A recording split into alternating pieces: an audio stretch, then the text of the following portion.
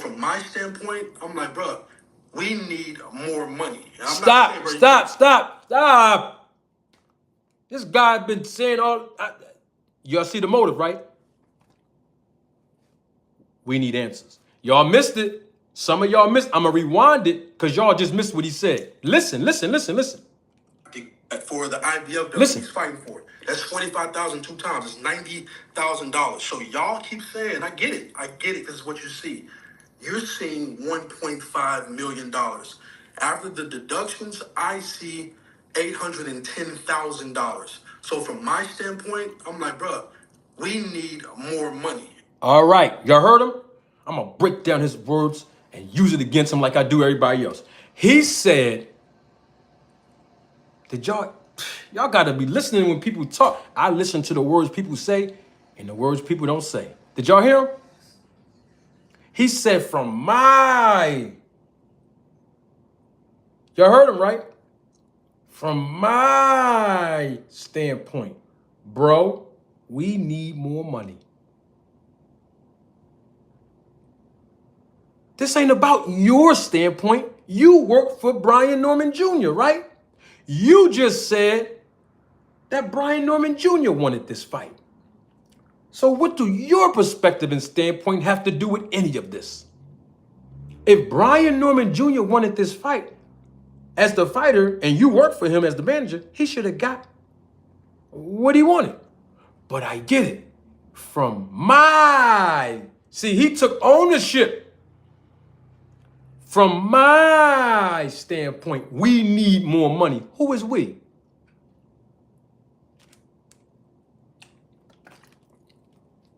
Who is we? Because the last time I checked, $810,000 is more money from him making $99,000. So he's already going to make more money. He's going to make 8 times the amount that he made in his last fight. Something that y'all managers didn't even have 3 more fights available for him to defend the title. In fact, we got to pull the facts out. When the last time he headlined his own card in his hometown in Georgia? 0 times. What leverage do you guys have? I'm just asking the question. You have really no leverage. I mean, you got a belt, that's cool, but what other leverage do you have to ask for the numbers that you're asking for? He only was scheduled 1 time to fight for 12 rounds. Brian Norman Sr. said they'll knock boots out. Well, the last time Brian Norman Jr. received a knockout was in 2021 when he was scheduled to fight for 6 rounds. Somebody talk back to me. I'm making too much sense when I talk, right? Okay. That's the last time he knocked somebody out. Before his last fight is what I'm saying. Before his last fight, 2021, when he was fighting for 6 rounders. Now, 3 years later, he fight 1 time in a 12-round fight, and all of a sudden he's worth more than 1.75. So I'm trying to figure out from my perspective, ain't nobody coming to see you, Otis. It's about the fighter. It's not about the manager. Because the manager worked for the fighter. Manager Marty worked for the fighters. It's not about me and what I think. Once the fighter tell me he want the fight, and I see that the numbers are 8 times more than what he's going to receive after the deductions, and he can knock the opponent out, sound like a no-brainer to me. Let's listen to some more of this. I'm not saying, bro, you have to give us another $2 million or $3 million. Let's pony up the dough a bit to make sure that the deductions that we pay, the whole thing makes sense, so that after the fight happens, my client goes home with a check for 1.2, 1.3, $1.5 million. All right, stop. He just said he's not saying that he's expecting Eddie Hearn to bump the numbers up to 2 to 3 million. And he just want his client to walk away with 1.2 or $1.5 million after the deductions. Well, time out for a minute. If your client's going to walk away with at least $1.2 million, that means that Eddie Hearn is going to have to bump. Am I making? Eddie Hearn's going to have to give you $2 to $3 million for the kid to walk away with 1.5. What are we talking about here? Let me rewind that because some of y'all missed that. We need more money. I like that last one. After the deductions, I Listen. see $810,000.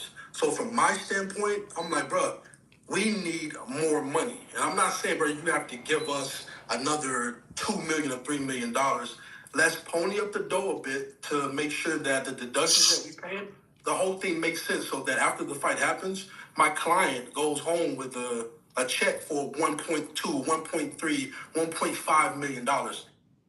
So basically, y'all was asking Eddie Hearn, if my math served me correctly, I told y'all math and girls was my favorite subject in school. Y'all wanted Eddie Hearn to pay you a minimum of between $2 and $3 million. So the kid can walk away with 1.2 to 1.5 million. Y'all was asking Eddie Hearn for $3 million? Y'all was asking Eddie Hearn for $2 million? Young boy never even headlined the card before. What are we talking about here?